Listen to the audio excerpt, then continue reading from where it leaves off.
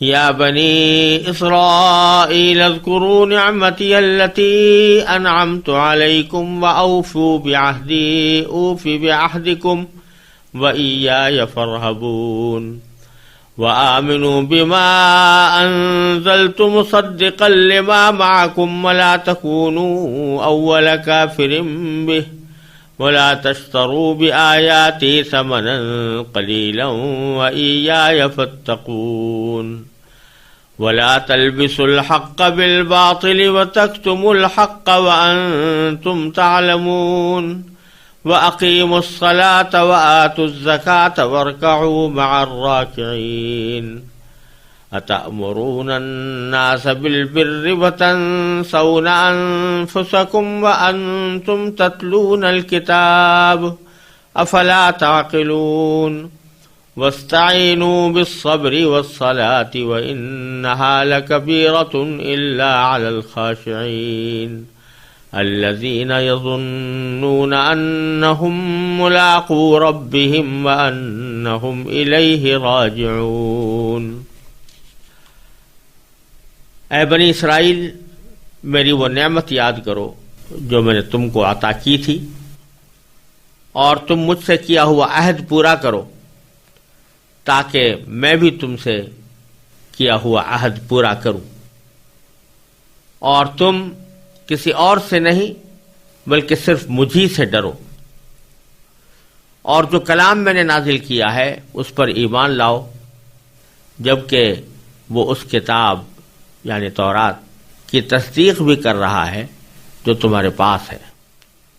اور تم ہی سب سے پہلے اس کے منکر نہ بن جاؤ، اور میری آیتوں کو معمولی سی قیمت لے کر نہ بیچو، اور کسی اور کے بجائے صرف میرا خوف دل میں رکھو، اور حق کو باطل کے ساتھ گڈمڈ نہ کرو، اور ناحق بات کو چھپاؤ جبکہ اصل حقیقت تم اچھی طرح جانتے ہو، اور نماز قائم کرو اور زکوٰۃ ادا کرو، اور رکوع کرنے والوں کے ساتھ رکوع کرو۔ کیا تم دوسرے لوگوں کو تو نیکی کا حکم دیتے ہو اور خود اپنے آپ کو بھول جاتے ہو، حالانکہ تم کتاب کی تلاوت بھی کرتے ہو؟ کیا تمہیں اتنی بھی سمجھ نہیں؟ اور صبر اور نماز سے مدد حاصل کرو۔ نماز بھاری ضرور معلوم ہوتی ہے، مگر ان لوگوں کو نہیں جو خشوع یعنی دھیان اور عاجزی سے پڑھتے ہیں، جو اس بات کا خیال رکھتے ہیں کہ وہ اپنے پروردگار سے ملنے والے ہیں اور ان کو اسی کی طرف لوٹ کر جانا ہے۔ بنو اسرائیل سے جو طویل خطاب سورہ بقرہ میں کیا گیا ہے، یہ اس کا پہلا حصہ ہے، اور اللہ تبارک و تعالیٰ نے اس حصے میں بنی اسرائیل کو خطاب کرتے ہوئے ان کو ملامت سے زیادہ نصیحت اور مشفقانہ دعوت کا اسلوب اس رکوع میں اختیار فرمایا ہے، اور ان کو پیار محبت سے شفقت کے ساتھ دعوت دی ہے کہ تم اپنی سابق حرکتوں سے باز آ کر اب اللہ تبارک و تعالیٰ کے صحیح معنی میں فرما بردار بنو۔ چنانچہ اس رکوع میں جو میں نے ابھی تلاوت کیا ہے، اس میں اللہ تبارک و تعالیٰ نے ان کو ان کے اوپر کی ہوئی نعمتیں یاد دلا کر مختلف احکام دیے ہیں، اور محبت سے دیے ہیں کہ تم ان کو قبول کر لو۔ سب سے فرمایا یا بنی اسرائیل، خطاب کیا کہ اے اسرائیل کے بیٹو۔ جیسا میں پہلے بھی عرض کر چکا ہوں، اسرائیل نام ہے حضرت یعقوب علیہ السلام کا۔ حضرت یعقوب علیہ السلام کے دو نام تھے، ایک یعقوب اور ایک اسرائیل۔ اس میں سے اسرائیل جو ہے، اس لفظ کو یہاں پر استعمال کیا اللہ تعالیٰ نے، حالانکہ خود حضرت اسرائیل علیہ السلام کا نام اللہ تعالیٰ نے دوسری جگہ یعقوب بھی ذکر کیا ہے، وَوَصَّىٰ بِهَا إِبْرَاهِيمُ بَنِيهِ وَيَعْقُوب، وہاں پر یعقوب کا نام لیا ہے۔ لیکن جب بنی اسرائیل سے خطاب فرمایا ہے تو اسرائیل ہی کا لفظ استعمال کیا، اسرائیل ہی کے نام کو باری تعالیٰ نے اس کام کے لیے منتخب فرمایا کہ ان کے حوالے سے بنو اسرائیل سے خطاب کیا جائے۔ اس کی وجہ یہ ہے بظاہر کہ ان دونوں ناموں میں اسرائیل کے نام میں معنویت زیادہ ہے۔ عبرانی زبان کا لفظ ہے، عبرانی زبان میں ایل اللہ کو کہتے ہیں، اور اسرا کے معنی بندے کے ہوتے ہیں، تو اسرائیل کے معنی ہوئے عبداللہ یعنی اللہ کا بندہ، تو اس میں معنویت زیادہ ہے، اور یہ نام اللہ تعالیٰ کی بندگی پر چونکہ دلالت کر رہا ہے اس لیے اس میں محبوبیت کی شان بھی زیادہ ہے۔ تو جب ان کے بیٹوں کو اللہ تعالیٰ نے خطاب فرمایا تو اس نام کے حوالے سے خطاب کر کے اس میں یہ پہلو موجود ہے کہ تم ایک ایسے شخص کے بیٹے ہو جو اللہ کا کامل اور مکمل بندہ تھا، اور اس نے اللہ کے کامل بندگی کا راستہ اختیار کیا تھا، اس لیے یا بنی اسرائیل یا بنی اسرائیل یہ کئی جگہ متعدد جگہ مقامات پر اللہ تعالیٰ نے اسی طرح استعمال کیا۔ حالانکہ ان کو یا بنی یعقوب بھی کہہ سکتے تھے، لیکن یا بنی اسرائیل کہہ کر یہ خطاب کیا، جس میں ایک شفقت کا بھی پہلو ہے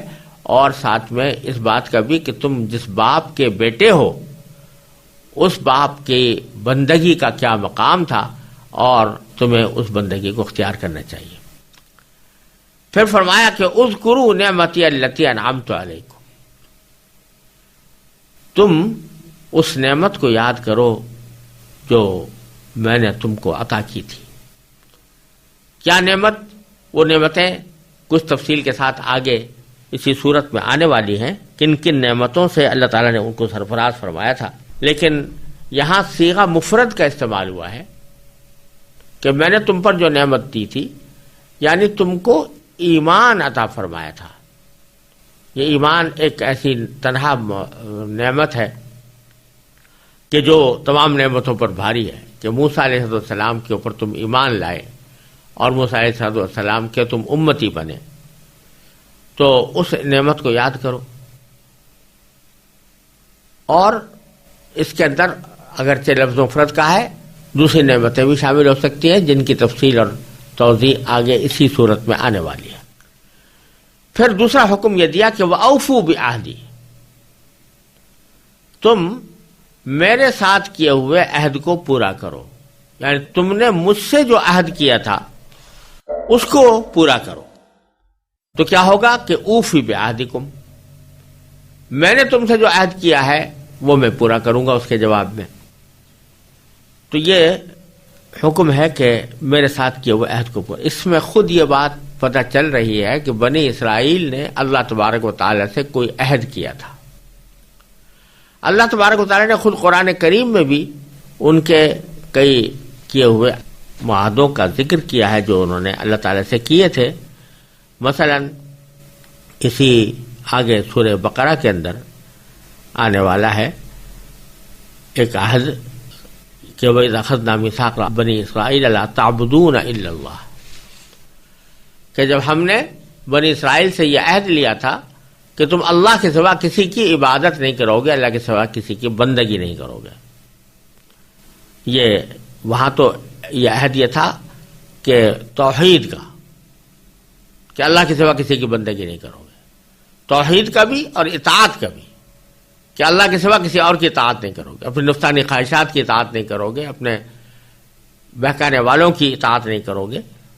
اللہ کی اطاعت کرو گے۔ اور سورہ مائدہ میں اللہ تبارک و تعالی نے زیادہ تفصیل کے ساتھ اس عہد کا ذکر فرمایا ہے، وَلَقَدْ أَخَذْنَا مِيثَاقَ بَنِي إِسْرَائِيلَ وَبَعَثْنَا مِنْهُمُ اثْنَيْ عَشَرَ نَقِيبًا۔ وہاں جو متعدد معاہدے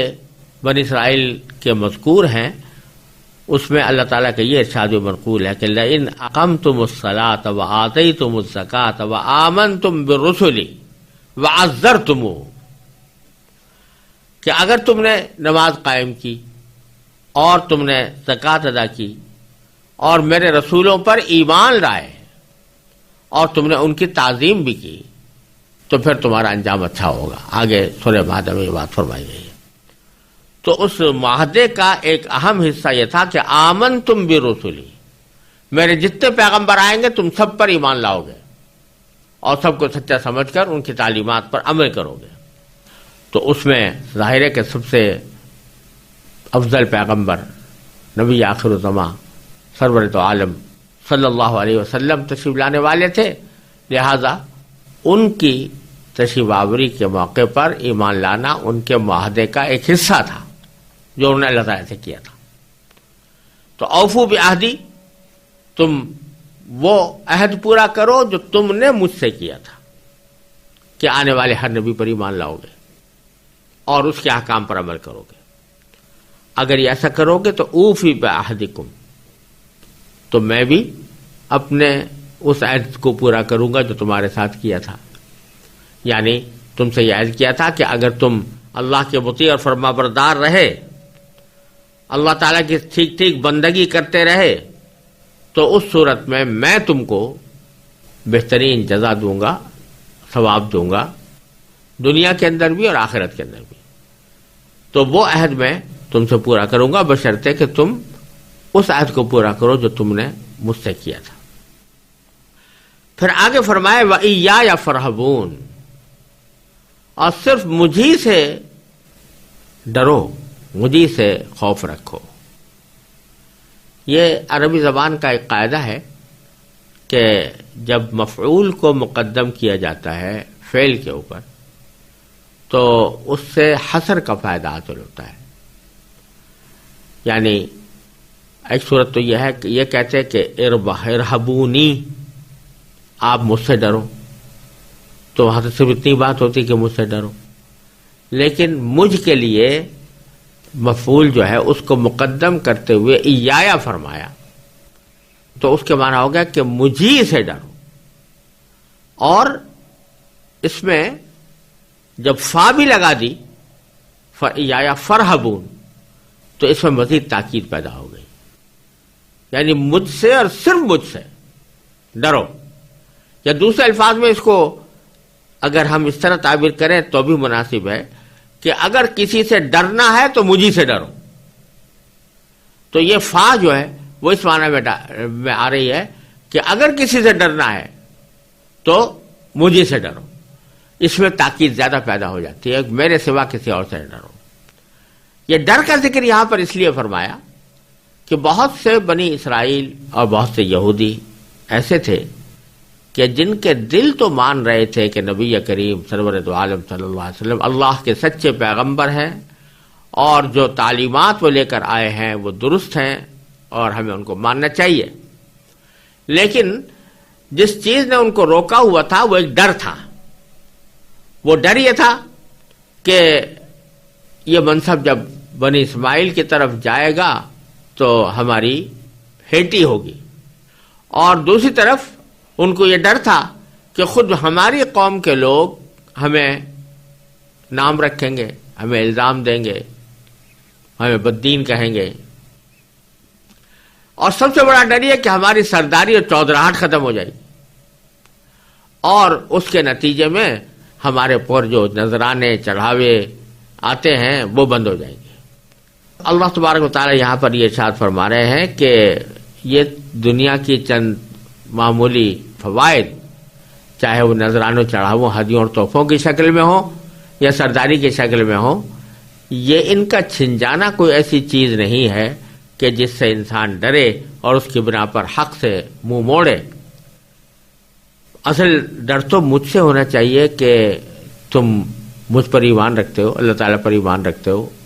اور یہ بھی ایمان رکھتے ہو کہ اللہ تعالیٰ ہر چیز پر قادر ہے. یہ بھی ایمان رکھتے ہو کہ اللہ تبارک و تعالیٰ کا عذاب بڑا سخت ہے. لہذا اگر کسی سے ڈرنا ہے تو مجھ سے ڈرو، اور اپنے لوگوں سے ڈر کر یا اپنی سرداری سے محروم ہو جانے کے خوف سے تم حق بات کو قبول کرنے سے انکار نہ کرو. اور یہ اللہ تبارک و تعالیٰ کے کلام کا ایک انداز ہے کہ جب کسی خاص فریق کو کوئی حکم دیا جاتا ہے تو اگرچہ وہ براہ راست تو اسی فریق سے خطاب ہوتا ہے لیکن حکم عام ہوتا ہے. تو اوفو بعہدی اوفی بعہدکم، یہ اگرچہ یہاں پر خطاب بنی اسرائیل سے ہے لیکن اس میں ساری دنیا سے خطاب بھی ہے اور ہم سے خطاب بھی ہے، جس کا مطلب یہ ہے کہ تم جو عہد کر چکے ہو اللہ تبارک و تعالیٰ سے اس کو پورا کرو. اور اللہ تعالیٰ سے عہد انسان کر چکا ہے، ایک تو اپنا مخلوق ہونے کی بنا پر ایک خاموش عہد کر چکا ہے، خاموش عہد جسے ٹیسٹ ایگریمنٹ جیسے کہتے ہیں، وہ اللہ تبارک و تعالیٰ کے ساتھ کیے ہوئے ہیں کہ میں بندہ ہوں اور وہ میرا خالق ہے، لہٰذا میں اس کے ہر حکم مانوں گا. اور ایمان لا کر اس عہد کو مزید پختہ کر دیا گیا کہ اشہد ان لا الہ الا اللہ اشہد ان محمد رسول اللہ جب کہہ دیا تو یہ عہد اور زیادہ پختہ ہو گیا.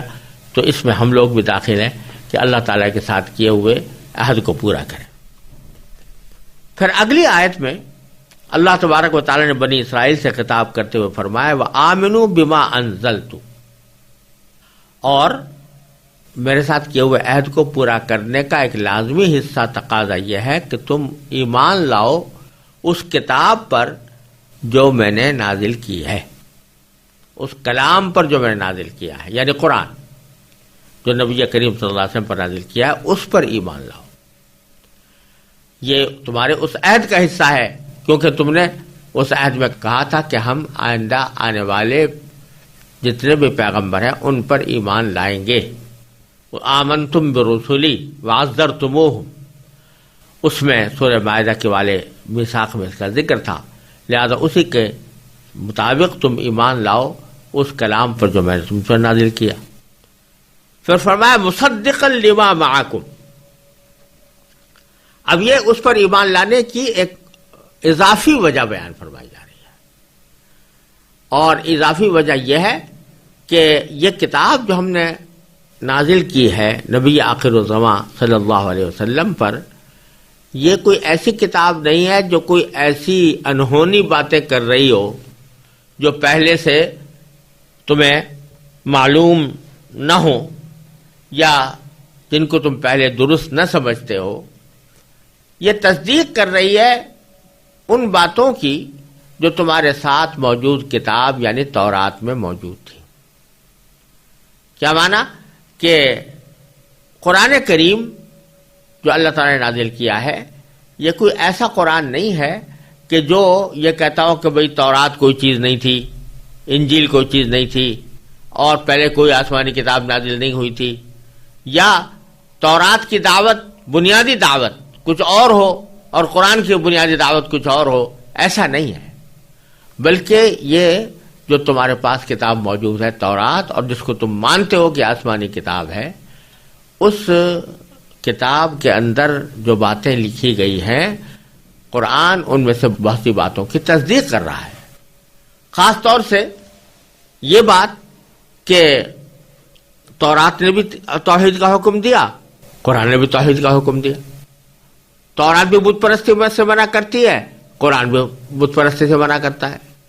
تورات نے بھی یہ بتایا کہ اللہ تعالیٰ کے پیغمبر اترتے ہیں اور قرآن بھی کہتا ہے کہ اللہ تعالیٰ کے پیغمبر اترتے ہیں.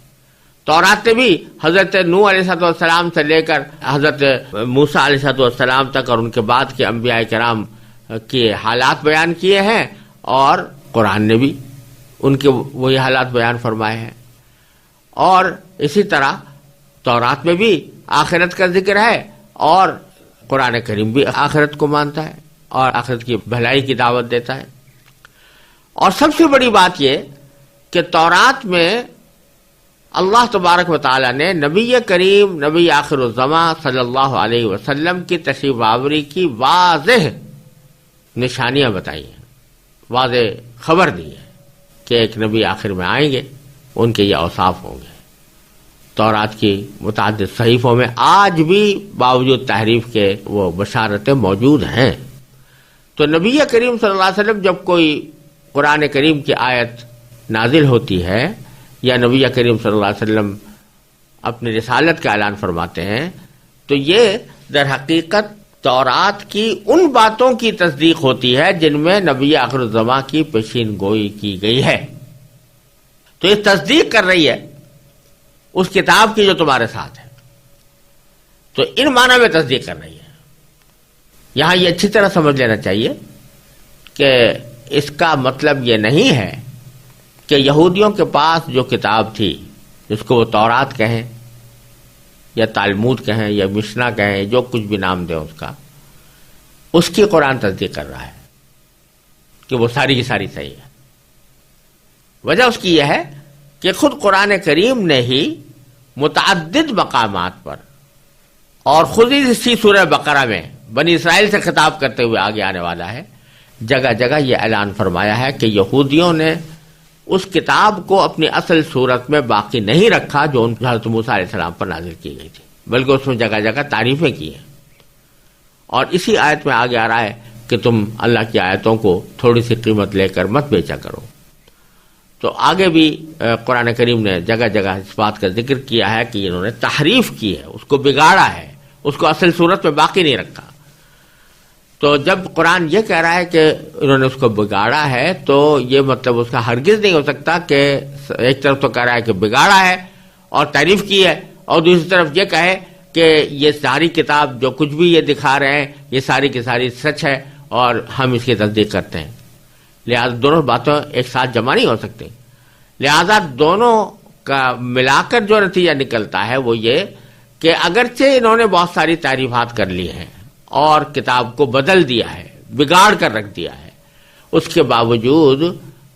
اس میں کچھ صحیح باتیں بھی ہیں، کچھ نہیں، اچھی خاصی صحیح باتیں ہیں، اور قرآن کریم ان صحیح باتوں کی تصدیق کرتا ہے، اور ساتھ ساتھ اس میں نبی آخر الزماں کی پیشین گوئی کی جو باتیں کی گئی ہیں،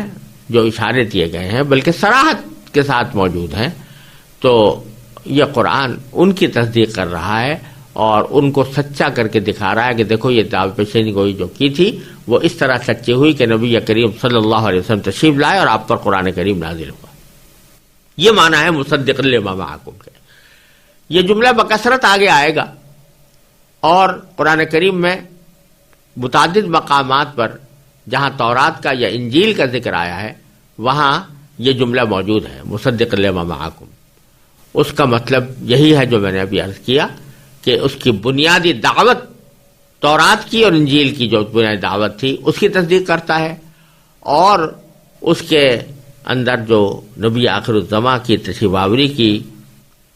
بشارتیں دی گئی تھیں ان کی تصدیق کرتا ہے اور ان کا مصداق بنتا ہے۔ تو یہ ایک دوسرا ایک اضافی عامل ہے کہ جو یہودیوں کو ایمان کی طرف راغب کرنے کے لیے اللہ تعالیٰ نے یہاں پر استعمال فرمایا کہ اگر کوئی ایسی کتاب آئی ہوتی جس نے تمہاری آسمانی کتاب کو بالکل ہی سرے سے ریجیکٹ کر دیا ہوتا اور یہ کہہ دیا ہوتا کہ ہم اس کی کوئی بات نہیں مانتے، اور اس کے علاوہ کوئی نئے عقیدے نئی تعلیمات لے کر آتی، تو پھر تو کوئی وجہ تھی کہ تم اس کا انکار کرتے۔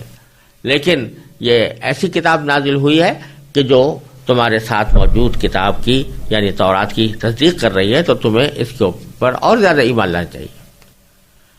آخر میں فرمایا اسی آیت کے دوران، اسی آیت کے حصے میں کہ وَلَا تَكُونُوا أَوَّلَ كَافِرٍ بِهِ،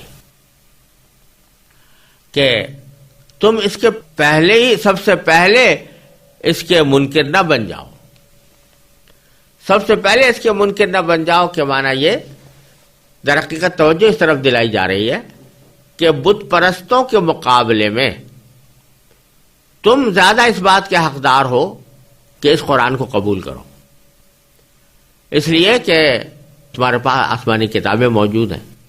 اور تم مانتے ہو کہ اللہ تعالیٰ پیغمبر بھیجتے رہے ہیں، تم مانتے ہو کہ اللہ تعالیٰ کتابیں نازل کرتے رہے ہیں، تم مانتے ہو کہ تورات برحق ہے اور اسی تورات کے اندر نبی آخر الزماں کی پیشین گوئی بھی درست ہے، لہذا تمہیں تو سب سے پہلے آگے بڑھ کر یہ ایمان قبول کرنا چاہیے تھا۔ لیکن ہو یہ رہا ہے کہ بت پرستوں کی تو بہت بڑی تعداد ایمان لا چکی ہے اور تم ابھی تک پیچھے پڑے ہو، تم میں سے بہت کم لوگ ایمان لائے ہیں۔ تو تم گویا عملاً صورتحال یہ پیدا ہو رہی ہے کہ سب سے پہلے انکار کرنے والے تم بن رہے ہو، جبکہ سب سے پہلے انکار کرنے والے بت پرست ہونے چاہیے تھے، لیکن تم سب سے پہلے انکار کرنے والے بن رہے ہو۔ یہ تمہارے لیے بہت ہی بری بات ہے، تو ایسا نہ کرو، اور تم بجائے سب سے پہلے کافر بننے کے سب سے پہلے مسلم بنو اور اس ایمان کی تصدیق کرو، اس قرآن کریم کی تصدیق کرو۔ پھر فرمایا وَلَا تَشْتَرُوا بِآيَاتِي ثَمَنًا قَلِيلًا، اور میری آیتوں کو تھوڑی سی قیمت لے کر مت بیچا کرو۔ بیچنے سے مراد در حقیقت یہ ہے یہاں پر کہ بعض اوقات یہودی کے بعض نابدعنوان قسم کے رہنما یہ کام کرتے تھے کہ اگر کسی کو کوئی مسئلہ پوچھنا ہے اور وہ چاہتا ہے کہ اس کے اپنی مرضی کے مطابق اس کا جواب مل جائے، تو یہ لوگ تورات کی ایسی معنوی تحریف کر کے اس کے ایسے معنی بیان کرتے تھے، ایسے تشریح کرتے تھے جو اس آدمی کے حق میں چلی جائے، اور اس کے لیے وہ ان سے رشوت لیتے تھے۔ کہتے تھے بھئی اگر تم اتنے پیسے دو تو پھر میں تمہارا معاملہ حل کرا دوں گا اور تورات کی ایسی تشریح کروں گا کہ جس کے نتیجے میں تمہارا معاملہ درست ہو جائے، تمہارے حق میں فیصلہ ہو جائے۔ تو اس رشوت لے کر تورات کی معنوی تحریف کو اللہ تعالیٰ نے یہاں بیچنے سے تعبیر کیا کہ آیتوں کو بیچ رہے ہو تھوڑی سی قیمت لے کر۔ اور یہ تو معنوی تحریف تھی۔ کہا جاتا ہے کہ بعض جگہ پر لفظی تحریف بھی رشوت کی خاطر کی گئی ہے، معمولی سی قیمت کی خاطر۔ تو دونوں ہی باتیں ہو سکتی ہیں، تعریف معنوی بھی اور تعریف لفظی بھی وہ تھوڑی سی قیمت لے کر کرتے تھے۔ تو اللہ تعالیٰ فرماتے ہیں کہ یہ تمہاری بہت ہی خراب بات ہے اور اس سے تم احتراز کرو۔ یہاں یہ بھی سمجھنے کی بات ہے کہ یہ فرمایا کہ میری آیتوں کو تھوڑی سی قیمت لے کر مت بیچو، تو بظاہر تو اس کا اگر مفہوم مخالف لیا جائے تو یہ نکلتا ہے کہ اگر زیادہ قیمت میں بیچو تو بیچ سکتے ہو، لیکن ظاہر ہے کہ محاورات کے لحاظ سے یہ معنی کبھی کوئی شخص، کوئی عقل مند شخص مجھ سے مراد نہیں لے سکتا۔ اصل میں مقصود تو یہ ہے کہ جتنی بھی قیمت لوگے وہ حقیقت بہت تھوڑی ہوگی اس عذاب کے مقابلے میں جو اس تحریف کا اللہ تعالیٰ نے مقرر کیا ہے، اس کے مقابلے میں جو قیمت ملو گے وہ تھوڑی ہوگی۔ لہذا یہاں یہ بات سمجھ لینی چاہیے کہ بعض اوقات قرآن کریم کوئی الفاظ کسی جگہ پر بڑھاتا ہے تو کسی عمل کی شناعت، قباحت اور اس کی برائی کو زیادہ واضح طور پر بیان کرنے کے لیے کچھ الفاظ بڑھاتا ہے۔ وہ اس کی قید اعتراضی نہیں ہوتے، یعنی یہ مطلب نہیں ہوتا کہ اگر وہ صفت نہ پائی جائے تو حکم بدل جائے گا۔ تو یہ بھی اسی میں سے ہے، لا تشتروا بآیاتی ثمنا قلیلا، میری آیتوں کو تھوڑی سی قیمت لے کر نہ بیچو۔ یہ بالکل ایسا ہی ہے جیسے دوسری جگہ فرمایا یا ایھا الذین آمنوا لا تأکلوا الربا اضعافا مضاعفا، کیا ایمان والو تم سود نہ کھاؤ دو چند کر کے یا دگنا چوگنا کر کے مت کھاؤ۔ اس کا مطلب یہ نہیں ہے کہ دگنا چوگنا اگر نہیں ہوگا تو سود جائز ہو جائے گا، بلکہ مطلب یہ ہے کہ یہ اتنی خراب بات ہے، اس کی خرابی کو، اس کی شناعت اور قباحت کو ظاہر کرنے کے لیے یہ بڑھایا گیا ہے۔ اسی طرح یہاں پر بھی لا تشتروا بآیاتی ثمنا قلیلا ہے۔ اور پھر دوبارہ فرمایا وإیایا فاتقون، اور پھر مجھی سے ڈرو۔ پہلی جگہ فرحبون فرمایا تھا اور دوسری جگہ فتقون فرمایا ہے۔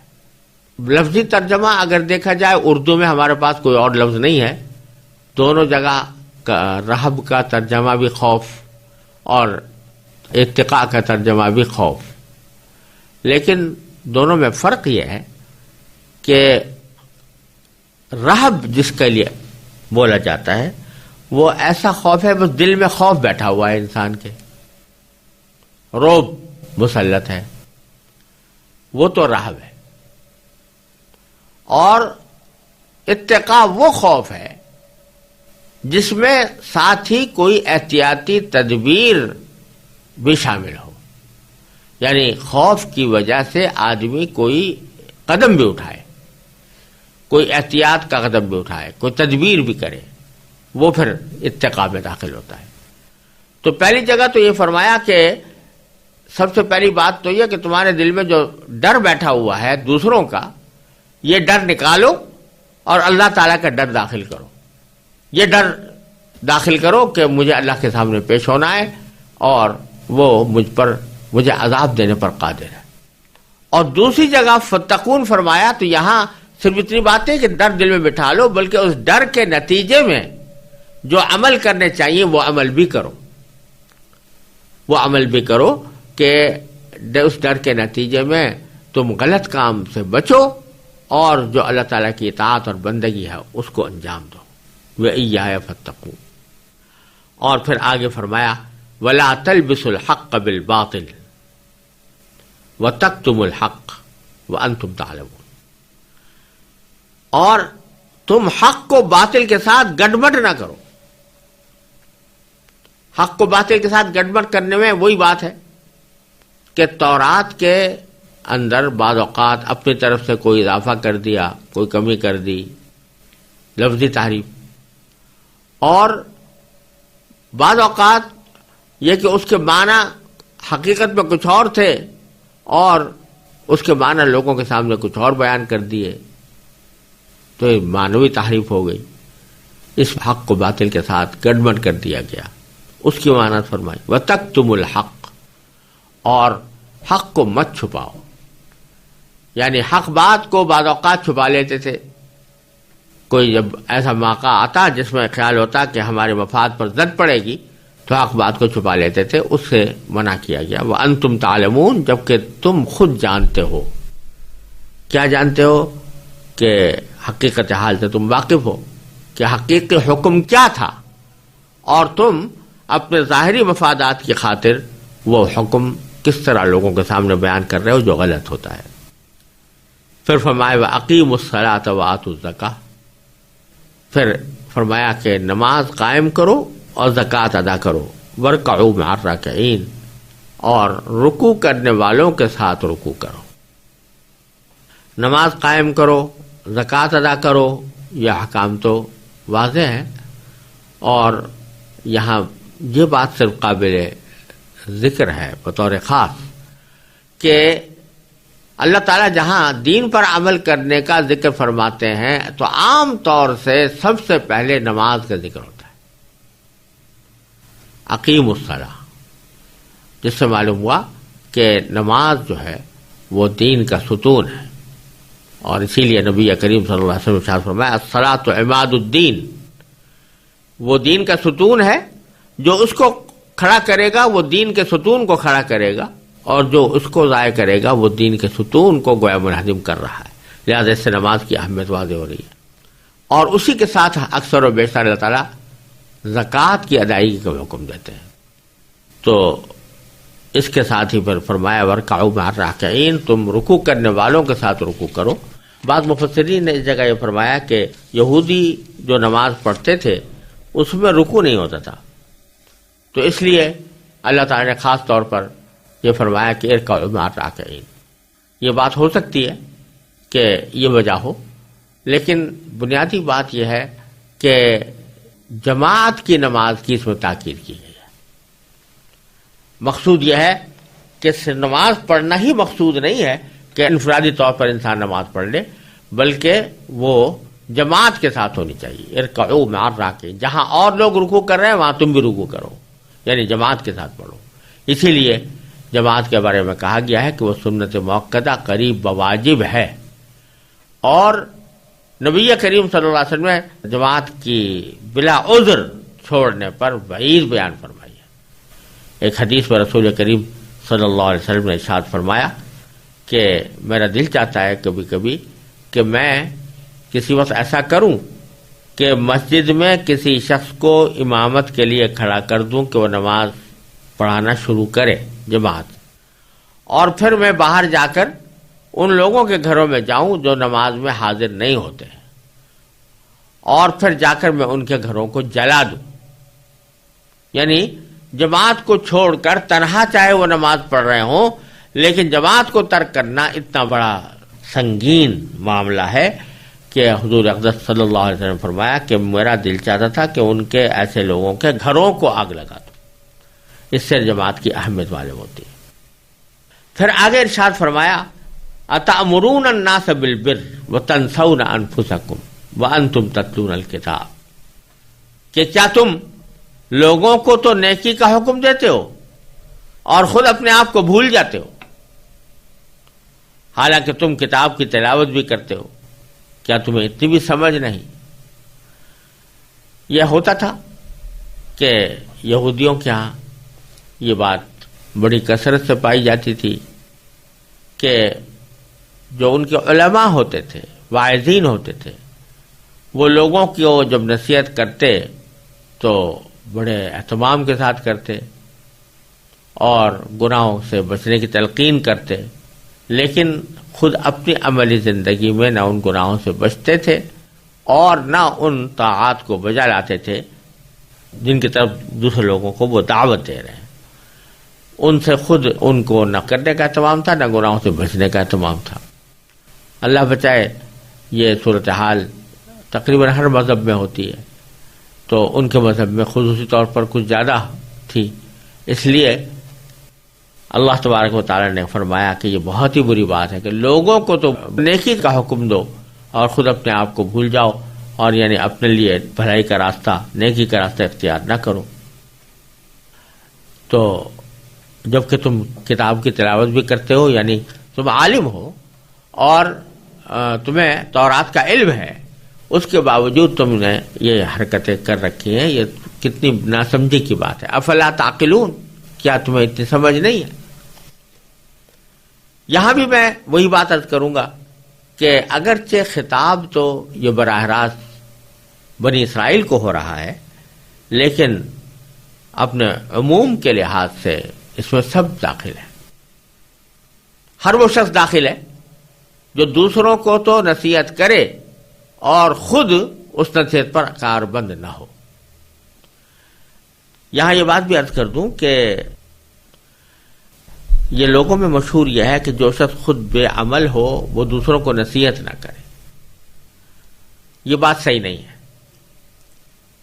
بلکہ صحیح بات یہ ہے کہ جو شخص نصیحت کرتا ہے اسے عمل ضرور کرنا چاہیے، یعنی ملامت اس کی نصیحت پر نہیں ہے، ملامت اس کے عمل نہ کرنے پر ہے۔ لہذا اس کا مطلب یہ ہے کہ جب کوئی شخص دوسروں کو دعوت دے رہا ہے، اچھے کام کی طرف دعوت دے رہا ہے، تو دعوت دینا تو برحق ہے اور اس کو انشاءاللہ اس پر اجر و ثواب بھی اس کو ملے گا، لیکن اس کے بعد جب وہ اپنے آپ کو بھول جاتا ہے، یعنی خود اپنے طور پر اپنی زندگی میں اس پر عمل نہیں کرتا، تو یہ ہے خرابی کی بات اور یہ ہے گناہ کا کام، تو اس کا گناہ زیادہ بڑھ جاتا ہے۔ ایک آدمی ہے جو کوئی مبلغ نہیں ہے، داعی نہیں ہے، کوئی پیشوا نہیں ہے، کوئی مقتدی نہیں ہے، کوئی دینی رہبر نہیں ہے، اور وہ کوئی غلطی کرتا ہے تو گناہ تو اس کو بھی ہے، لیکن ایک شخص پیشوا ہے، دینی رہنما ہے، مبلغ ہے، داعی ہے، لوگ اس کو اپنا بڑا سمجھتے ہیں، دینی اعتبار سے اس کی عزت و توقیر کرتے ہیں، وہ اگر ان باتوں کی خلاف ورزی کرے کہ جو دوسروں کو جس سے وہ روک رہا ہے، تو یہ بڑی خطرناک بات ہے اور اس کا گناہ بہت زیادہ ہے۔ اور اسی واسطے پیغمبر نے فرمایا کہ وما اريد ان اخالفكم الى ما انهاكم عنه، کہ میں ایسا نہیں چاہتا کہ جس چیز سے میں تمہیں روک رہا ہوں تمہارے جانے کے بعد تمہارے پیچھے میں وہ کام کرنا شروع کر دوں۔ تو پیغمبر اس سے اعتراض کرتے ہیں۔ تو یہاں اللہ تبارک و تعالیٰ نے یہودیوں کے واسطے سے ہم سب کو متنبع فرما دیا ہے کہ یہ کام کرنا بہت بری بات ہے کہ لوگوں کو تو نیکی کی تلقین کی جائے اور انسان خود اس سے محروم رہے۔ پھر آگے اللہ تبارک و تعالیٰ نے بڑے مشفقانہ انداز میں اس تمام کاموں کو آسان کرنے کی تدبیر بتائی۔ یہ جتنے باتوں کا حکم دیا گیا ان یہودیوں کو، تو ان میں سچی بات تو یہ ہے کہ جو آدمی ایک پرانے مذہب پر جمع ہوا ہو اور اس میں اس کو ایک مقام حاصل ہو چکا ہو، سرداری مل چکی ہو، اس کی وجہ سے اس کی آمدنی ہو رہی ہو، اس کو ایک دم سے چھوڑ دینا اور دوسرے مذہب کو اختیار کر لینا اور اس دوسرے مذہب کے احکام پر ایک ایک کر کے عمل کرنا، یہ نفس پر شاق تو بہت ہوتا ہے، اور اس کام کے لیے آدمی کو اپنی بہت قربانی دینی پڑتی ہے، جذبات کی قربانی دینی پڑتی ہے، بعض اوقات مالی مفادات کی قربانی دینی پڑتی ہے، بعض اوقات اعزاء اقارب کی دوستیوں کی قربانی دینی پڑتی ہے، تو اس لیے مشکل تو تھا یہ کام۔ تو اب اللہ تبارک و تعالیٰ فرما رہے ہیں کہ ٹھیک ہے مشکل تو ہے،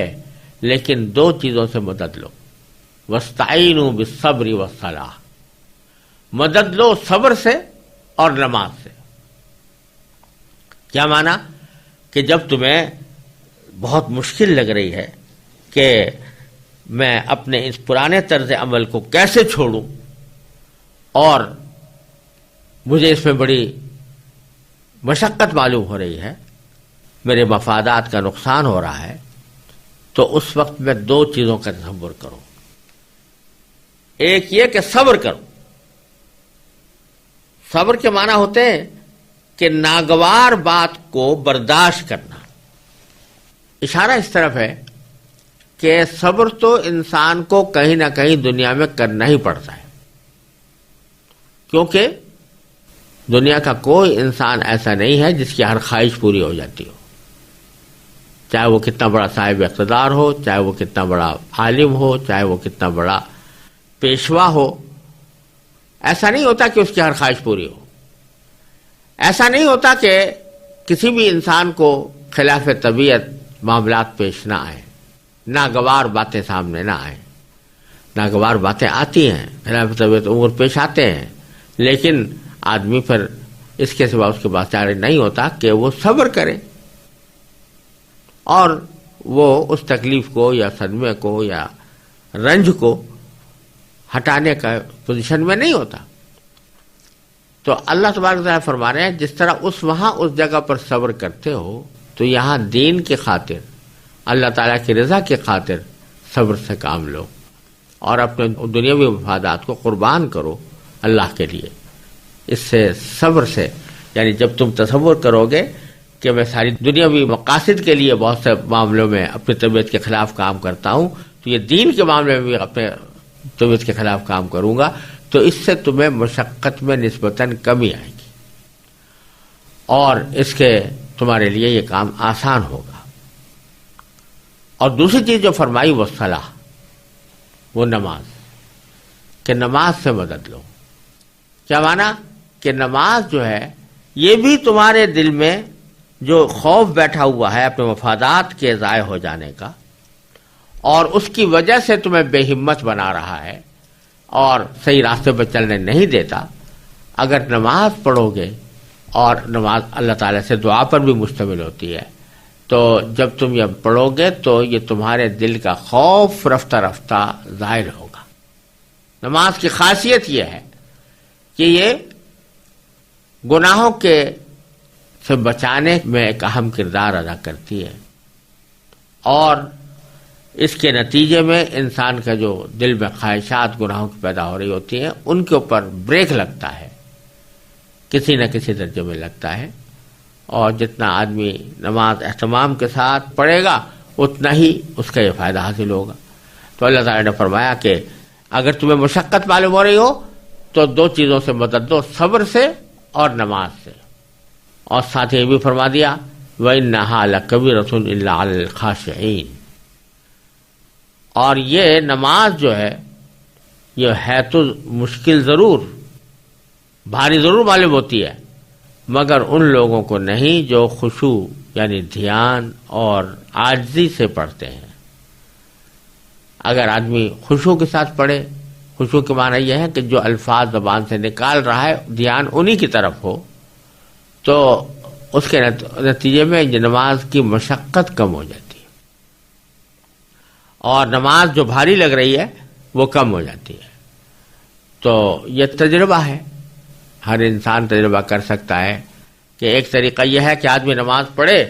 نماز کے اندر اپنے خیالات کو بے مہار چھوڑ دے، بے مہار چھوڑ دے، اور ساری دنیا کی باتیں سوچے، اور یہ پتہ نہ چلے کہ میں کیا پڑھ رہا ہوں یا کیا سن رہا ہوں۔ اگر امام کے پیچھے ہے تو سن کے آ رہا ہوں، اگر خود پڑھ رہا ہے تو پڑھ کے آ رہا ہوں، یہ پتہ نہ چلے۔ تو اگر اس طرح نماز پڑھے گا انسان تو وہ 4 رکعتیں بھی اس کو پڑھنا بھاری ہوگا. لیکن اگر آدمی الفاظ کو دھیان دے کر پڑھے گا، جو الفاظ پڑھ رہا ہے اس کو دھیان دے کے پڑھے، الحمدللہ رب العالمین پڑھا تو معلوم ہو کہ الحمدللہ رب العالمین پڑھا، الرحمن الرحیم پڑھا تو معلوم ہو دل کو کہ میں الرحمن الرحیم پڑھ رہا ہوں. ایسے لوگ جو اس طرح خشوع کے ساتھ نماز پڑھتے ہیں، نماز ان کے لیے بھاری نہیں ہوتی، وہ آسان ہو جاتی ہے، ہلکی ہو جاتی ہے. اور یہ وہ لوگ ہیں الذین یظنون انہم ملاقو ربہم، کہ وہ اس بات کی پر یقین رکھتے ہیں، اس بات پر ایمان رکھتے ہیں کہ وہ کسی دن اپنے پروردگار سے جا کر ملنے والے ہیں، اور وانہم الیہ راجعون، اور اس بات پر وہ یقین رکھتے ہیں کہ اللہ تعالیٰ کی طرف وہ لوٹ کر جانے والے ہیں. تو ایسے لوگ جب نماز پڑھتے ہیں تو وہ نماز ان کو دین پر چلنے کا راستہ آسان کر دیتی ہے ان کے لیے، اور اس صورت میں جو حکم پیچھے دیے گئے ہیں ان حکموں پر بھی عمل کرنا تمہارے لیے آسان ہو جائے گا. یہ ہے خلاصہ اس رکوع کا کہ جس میں اللہ تبارک و تعالیٰ نے یہودیوں کو، بنی اسرائیل کو ایمان لانے کی دعوت دی ہے، اور دعوت ناصحانہ اور مشفقانہ انداز کی ہے.